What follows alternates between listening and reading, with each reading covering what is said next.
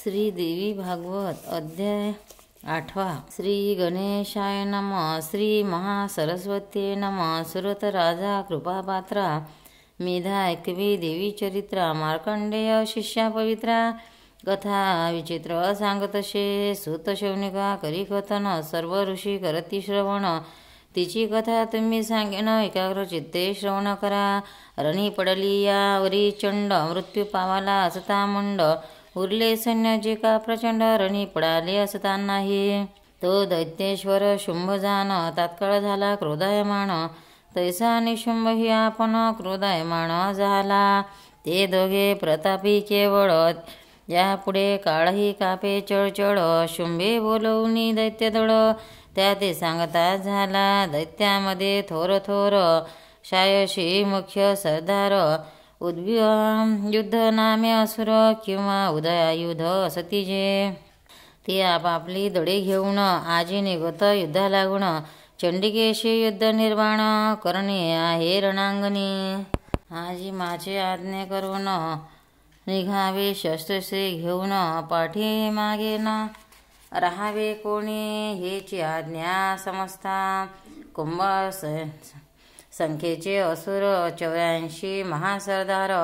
अथवा जे कंबू नामे दैत्येश्वर राजे म्हणविती आपणा. जे युद्धे महादुर्धर. प्रलय रुद्रासारखे क्रूर. असंख्यात शिनेचा अधिकार. एका जवळीके. ते सर्व आपुले सैन्य घेऊन आजी निघत युद्धा लागून. शस्त्रास्त्री युद्ध सर्वांनी चंडिकेशी करावे. दैत्यकुळे 50 प्रबळ. कोटी वीरे नावे केवळ. अथवा 50 कोटी सकळ. असुर कुळे जाणावे. पोटभेदे करुणी अर्थ. तो इथ काळीला यथार्थ.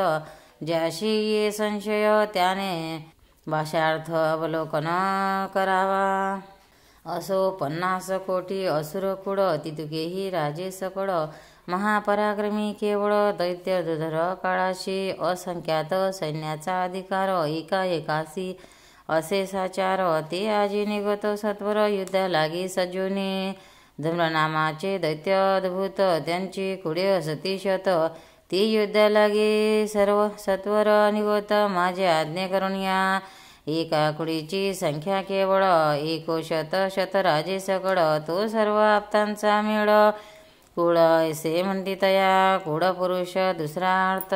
समुदाय म्हणती यथार्थ. असुर शुंभ बोललास मत तोची का सर्वही. कलंकाचे वंशी झाले. कालंक नामाते पावले. ते काळा ते कथू लागले. कोठे पडसी म्हणून ते कालक महासुर. युद्धा निघत सत्वर. स्वसैन्य घेऊन अपार. चंडिकेशी झंझावया. दुर्हृदयाचे वंशी जन्मले. दुःदयशे नाम पावले. आजी युद्धा निघत भले. सैन्यासहित आपुल्या. जे मरुवंशी जन्मती. मारव्य नामाते पावती. ते युद्धा निघत निश्चिती. आज आपल्या सैन्याशी.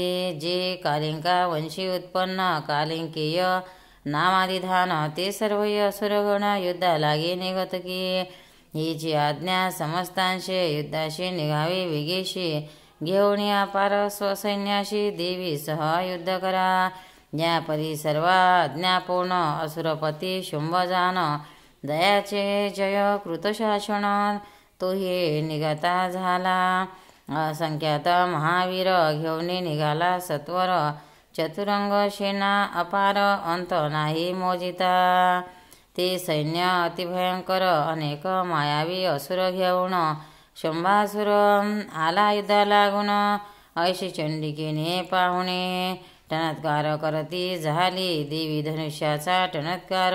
तेने भरले सर्व अंबर. भूमीशी कंप सुटला थोर. शेष धरू शकेना त्यात सिंहाची आरोळी. नाद भरल्या ब्रह्मांड गोळी. त्यात घंटा नाद ते काळी. करती झाली जगदंबा. धनुष्य सिंह घंटाचा नाद ध्वनी. नाद भरला द्युत करणे. तो नाद ब्रह्मांडी एकोणी.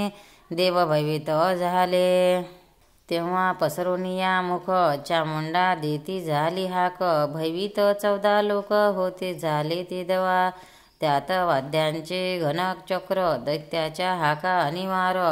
दिग्गज शेषकाळ समुद्र टाकू पाहती मर्यादा, देवी सिंह काली चंडिका अवघे मिळून या निका, महाक्रोधे दैत्या सकळी का नाश इच्छिती झाली, त्यानंतर नरेंद्र जान जे होते झाले वर्तमान, सांगितो मी तुझ लागून एकाग्र चित्ते अवधारी, सर्व दैत्याचा व्हावा नाश व्हावा सर्व दैत्याचा उत्कर्ष, मरणे शक्ती सावकाश सर्व देवांच्या पातल्या ते, ज्या देवांचे रूप बळ तैसेची त्याची शक्ती केवळ, हरिहर ब्रह्मादी सकळ शक्ती रूपे पादले, इंद्र स्कंद वराह नरश याही देवीच्या शक्ती सर्व, घेऊन या पापले वैभव रूपभूषण वाहनादी, चंडिकेशी सहाय्य होऊन करावे दैत्याचे निर्मूलन, या स्तव शरीरापासून निघून युद्ध लागे पातल्या। भक्तांना व्हिडिओ आवडल्यास व्हिडिओला लाईक करा,